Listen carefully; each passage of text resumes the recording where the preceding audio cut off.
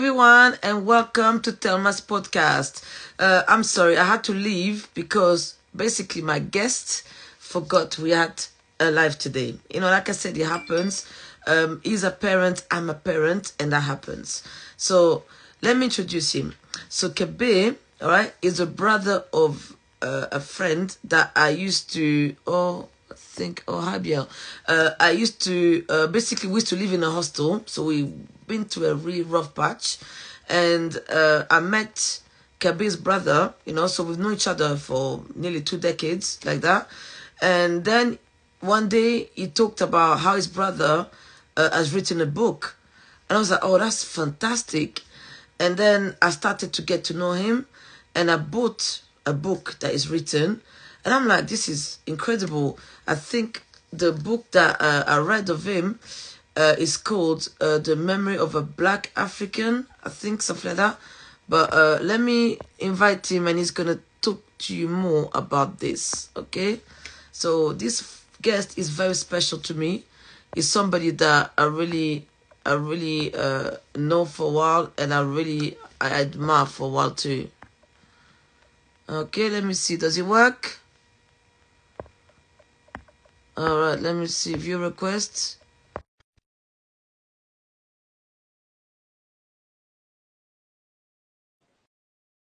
Does it work? Kabir, are you here? I don't know why it does this, Instagram. I need to talk to them because every time. Hey, Tama.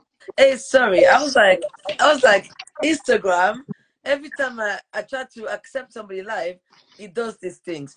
Anyway, Kabir, how are you, my lovely? Okay? I'm good. How you doing? You okay? I'm great. And you looking good, man. Oh, thank you so much. I'm so sorry I'm late. I got the time wrong. Don't worry. What time do you? I thought it was 8. Was it? Yeah, no, I got sorry. Okay, no worries. Kids. You know what? As Happened? I Yeah, said, I'm here now. as a parent, things that happen. Things happen. The fact Yeah, you're yeah, here, that's the main thing. So introduce yeah. your full name to us. Yes, my name is Kabir Karim Bello. Author, father, human being. Okay, lovely. So because you also work, don't you? Where about you Yeah. work? I work for a health regulator, so that's a day job until I make my millions selling my books. Right now, I just pay the bills with a day job, and I do my night job writing. So yeah, Nice. that's what life happened for me. As a artist, yeah, it is a hard craft because you can't only live of your art. You have to. No, yeah, yeah. I'm on the same boat as you. So when did you start when did you have that passion for books, for writing? Oh, the passion always been there, but so like when I was younger, I just used to like just write little things, and then but it wasn't seen as a wasn't picked up as a talent basically. So I didn't really pursue it until I turned onto my early 30s when I start considering like who am I, where's my life going. I just had to pursue my love of writing. I just picked up a laptop. I just started writing, and here we are, 13 years later. Here we are, the 2 books, a third one coming out next year. So yeah, that's what we're doing basically. That's what life is about. It's been a decade, you say? 13 years now since I've been writing. Yeah, 13 years. Yeah, I started my early 30s. Wow. Because the book that I had of you, and I remember because Mo is your brother, and me Yes, and yes, Mo yes, used to yes. live in a hostel, and I remember he said something. I said, "Oh, look at my brother's book," and I thought, because you know your brother, he likes to joke all the time. I'm like, I said, "What is he talking about? What is this?" And then I started asking questions. I said, "But what do you mean your brother wrote a book?" He said, "Yeah, go and check it out." And I think the first book of you is A Memory of a Black When African. I was a young African, yeah, that came out like 30. That came out like in 2012, I think. Yeah, 2012. Like Yeah, 10 because I years, remember 10 my years ago now. daughter. Yeah, 10 years ago. Yeah, because my daughter, remember when that book came out, she was a baby, Yeah. and I was like, Yeah. and I remember mom was like, "Come on, read it," and I said, "You know what?" And for me, it was weird because at the time I'm like, "Gosh, I don't know, like writing like that," and now you tell me I Yeah. should. That's okay. And then I remember I started to ask you questions about it. I'm like, listen, I'm so into it. It's like you took me to Nigeria with you. I was there for your experience in London. Thank So can you tell us more you. about this book? So first book, Memoirs of a Young African, just tells the tale of my journey as a young migrant from Nigeria, because I came to the UK when I was 11, and basically just shared my experiences as a young migrant trying to straddle both environments, trying to find out who I was. So I came in when I was 11, not never been here before, and it was a totally different world for me. And there was the highs, there was lows. So basically, it was just for me, it was my experience of being a migrant in the sense of what it feels like from my point of view as a young man trying to like retain my identity of Nigeria, and also trying to forge a new identity here in the UK, and all the goods and the bad as well. So in the sense of being in school, people making fun of me, people having negative attitudes or perception of Africa, and making fun of my accent. But then on the good side, it was just like a new adventure for me basically. So the book's about an adventure of my life, and me comparing my life in Nigeria to the UK. Just seeing it from a young boy's perspective. That's why it was called Memoirs of a Young African. Yes. So when you finished writing that book, how did it feel to just release it, everything? Wow. It felt good. As many authors would know, when you finish your book, there's a sense of loss, like, oh, it's finished. Like, so when I finished it, basically I sent the book out to a few people to say, is it are they interested in publishing it? And they were like, oh no, there's no market for it. So I said, anyway, so that's fine. So I self-published the book myself and self-published it, promoted it, put it in bookshops, sold in Nigeria, sold in America, sold in Europe. So yeah, that was a self-made project. That was my own project. So when I finished it, it felt good. And funny thing is, I didn't expect the impact it would have on people in the sense of, so I had parents coming to me and telling me that after reading my book, then I when I spoke to their children about what it was like to be a young migrant, because parents brought us here to the UK and just expected to go to school, and that was it. There was no preparation. There was no talking about how did you feel. So that was the impact of the book in the sense of the book came out, and I thought that was it, but the response of it was just phenomenal. Just it was at one point it was really Yeah, scary because I felt like I had a responsibility to share the story a bit more. So yeah, it felt good, but also a bit sad when you finish. yeah, Basically, yeah. yeah. Yeah. And me, what I like about your book is because it reminds me like what my mom must have felt. Because my mom, she's African and she came Hmm. to Europe, yeah, to have a better life and everything like that. Yeah. So Yeah. I felt like I was reading it from the point. I mean, it's your story, but I think it's so universal. I think it's Yeah. like you're talking to all the Africans, immigrants that came, that leave Africa for better life, you know. Yeah. So Yeah. I wouldn't limit it to Africans because I've met Indians, I met Albanians, I met Colombians who said the same thing in the sense of although it's leaving your home for location is what it is, but it was more the story of leaving the place where you come from where all your friends or your families are at to a place that's foreign to you, where although I speak the language, it's a different culture. yeah, yeah, It was obviously learning a whole new culture, and I've met Indians who said they felt what I felt yeah. in the book, and they couldn't articulate it. So it wasn't about location; it was about the journey The itself of journey. the migrant Yeah, journey, basically. yeah. Yes. Now I'm telling you that book, I read it and I remember I read it again. Listen, I was like, you taking us on a journey. I mean, can you please tell me, because I'm sure some people ask you, what's the difference between being an author and a writer? What's the difference? Oh, the author is a much more. I'll say it requires more of an investment and outcome. You're painting a picture with words. It's more of the volume of effort that you put in. You're writer and author, but author has a bit more. I'll say a bit more gravitas. Is in the Hmm. sense of your author, you are constructing something. You are putting something together. You're painting a picture with words, basically. And there's a responsibility with being an author. Yeah, Although I call myself a writer, but when the book is finished, that's when the author status comes in. That's it. But writing, Yeah. process of writing, but the authors, the whole thing, the publishing, and The whole everything. thing, yeah, from Ah, start to okay. finish, yeah, All right. yeah, So the yeah. second book, what is it about? What is it called? Oh, the second book is the fiction novel. It's called The Street Hawker's Apprentice, and it was published in 2020 along with myself and 20 other Black authors who were chosen by an independent publisher named Jacaranda Publishing to they published 20 Black authors in 2020, and it was a phenomenal job. So the book is called The Street Hawker's Apprentice, and it was set in Lagos, and it's about this it's about tell the story of the street kids in Nigeria. So the objective of the story was to give a voice to the voiceless, like to show the underbelly of Nigerian elite, basically. So the story goes of a boy who wakes up in Lagos one day without memory of where he comes from, and then the story goes of how it forms friendship and how he has to navigate his way survive through Lagos. In the early 2000s. So that was it's called A Street Hawker's Apprentice. Okay. That did quite well as well. Yeah. And when you say that did well, how do you know it did well? You know, it got great reviews. I've spoken about it.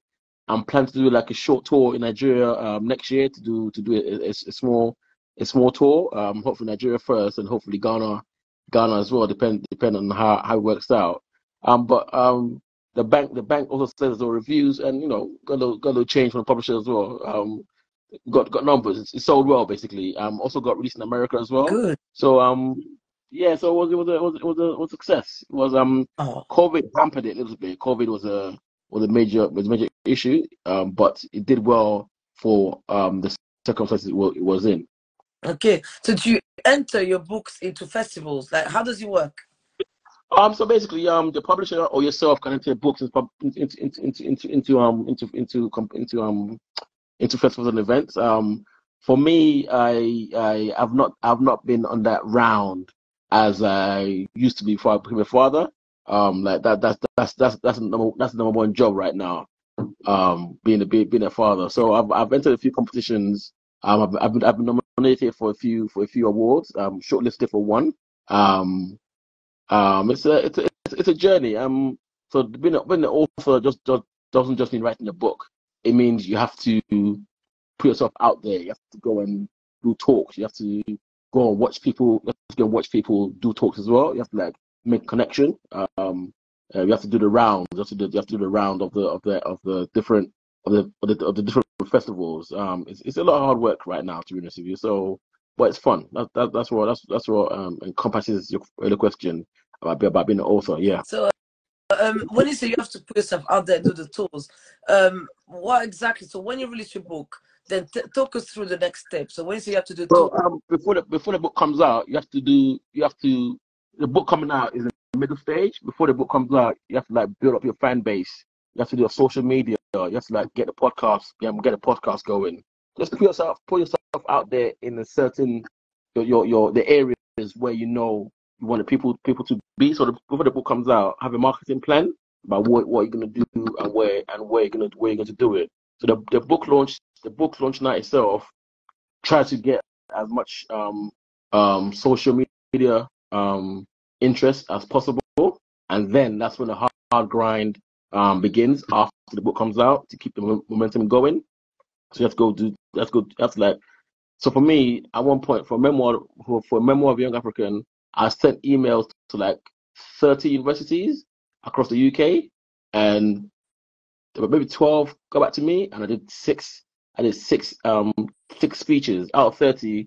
I did six speeches. So you have to cast your net wide and see what comes out. Basically, you have to put the work in to let yourself be heard. You have to knock on doors, basically. So don't give up. Don't always strive to tell your story, basically. So even if you do an event and just 10 people turn up, that's that's success. Also go to other writers events as well, because that's what you do. Your networking. That's how you meet people. Like I said, being a father has kind of stifled that part of me for the past couple of years. But the kids are grown now, and I'm about to go back on the road basically. Yeah. So, any authors that you admire, anyone that inspired you? Oh, there many. Sorry. Yeah, I'm going to be biased because, like I told you, I was published along with 20 authors in 2020. And one of my favorite authors, like, is my friend D. Armstrong. Like he wrote a similar book to me, but his book was set in England. Another lady, black writer of crime fiction, Miss Stella Oni. She wrote a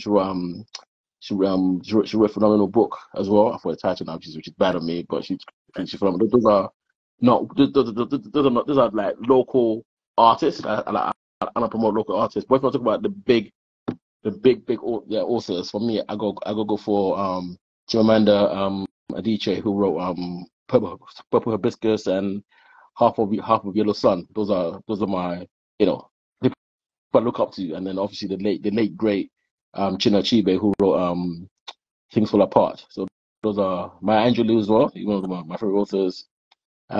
Yes. You Yeah. got good taste, by the way. Maya Angelou. I mean, any Pardon? like I said, you mentioned Maya Angelou. Mhm. I mean, I Yeah. feel like there's no one person that doesn't mention this person's name. I feel like Oh she no, makes she was a for many generations to come. I mean, she's what timeless. she's She's timeless. timeless. She's timeless. Yeah. Actually, how can I put this? For me, she's probably one of the greatest human beings. I'm not saying black or American. One of the Yeah, greatest human yeah, beings of the past 100 years, in the sense of the way she overcame adversity to inspire so yeah, many people with her books, with her poetry.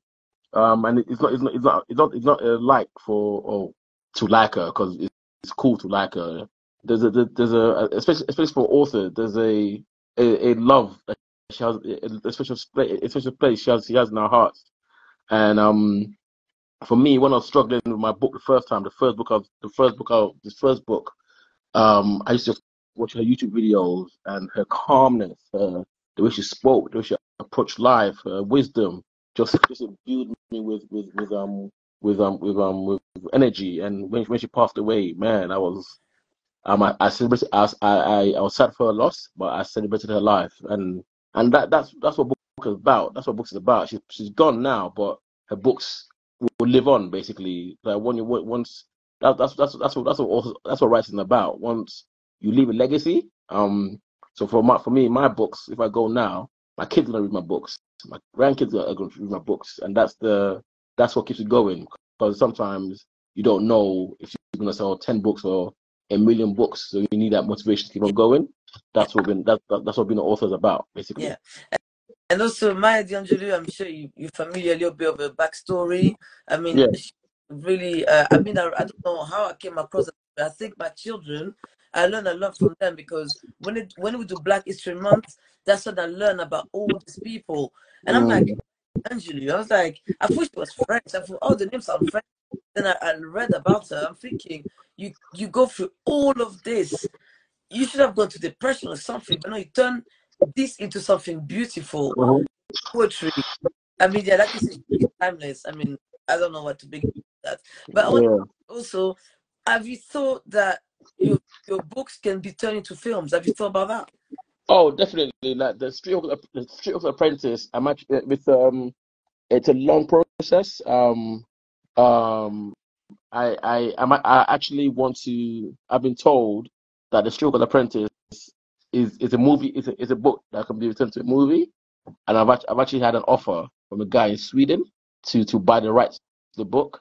But I turned him down because I really want the book to be taken up by a person, someone in Nigeria who will do the story well.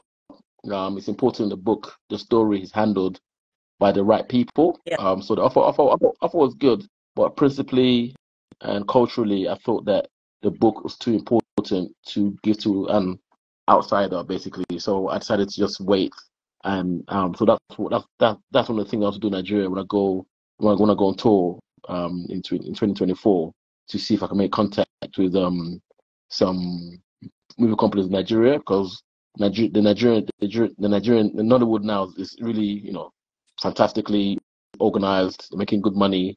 So I'm hoping to make some contacts in there. But it's a lot of hard work to write a movie script, and I'm not really versed in that element in that way. So I need to learn to do a pitch and things like that. Yeah. So my book, the Street Apprentice, is definitely a movie. Definitely a movie. That one I know 100%, because people told me when they're reading it, they can just picture Nigeria, people talking to each other, make them laugh, make them cry. So that one definitely will be a movie one day. When it happens, I don't know, but it will be a movie one day, I definitely. like That's my dream. that you have principle. Like a lot of people be like, "Oh, are you mad?" People offer you should have done it, but I think it's a principle. Like, you know what?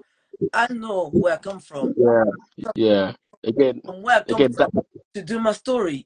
Simple. So can I give a shout out to my uncle Yeah. LD Don? Thanks for Yes. following me. Yeah. So that's what I'm saying about legacy, in the sense of um it's a story. I wrote stories. I wrote a story to tell a story, and the story on the screen has to be done right.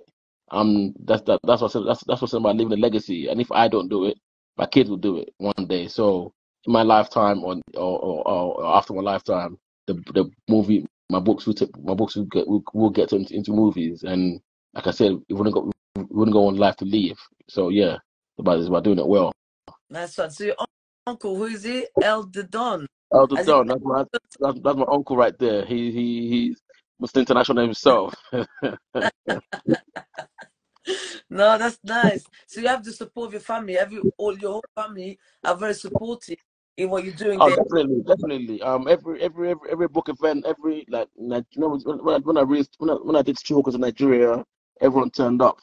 Every book event I do in England, they turn up. Every speech I do when they're available, they turn up. Family, they want to keep you going. Family, they keep you humble as well. So like sometimes I get big headed. I'm awesome now, but at home, like, I'm nobody. I'm just Kabir. Outside, I'm a big guy, but in the house, they keep me humble basically. They don't make me get too much of a big head. Yeah, Basically, I'm just Kabir, little brother, big brother, son, uncle. They just keep me on the level basically, and yeah, that's what you need. Because when you're outside, they don't even be the author. They want something from you basically. But at home, you are who you are. Keep it yes. humble. Say keep it, grounded. I mean, I came to you a few times because I find it so hard. Like I've tried to start a book, but it's so hard to. Every time I'm at that point, I just break down. It's so hard. How do you do it? How do you keep yourself, like consistent, persevere? I don't know how you do it because me, I tried, and I'm like, listen, when you start coming or when the story flows, that your hands can stop writing. But me, I always got block. There's some emotional things that I find it so hard to let go. It's a journey. If you, how can I put this? How can I put this?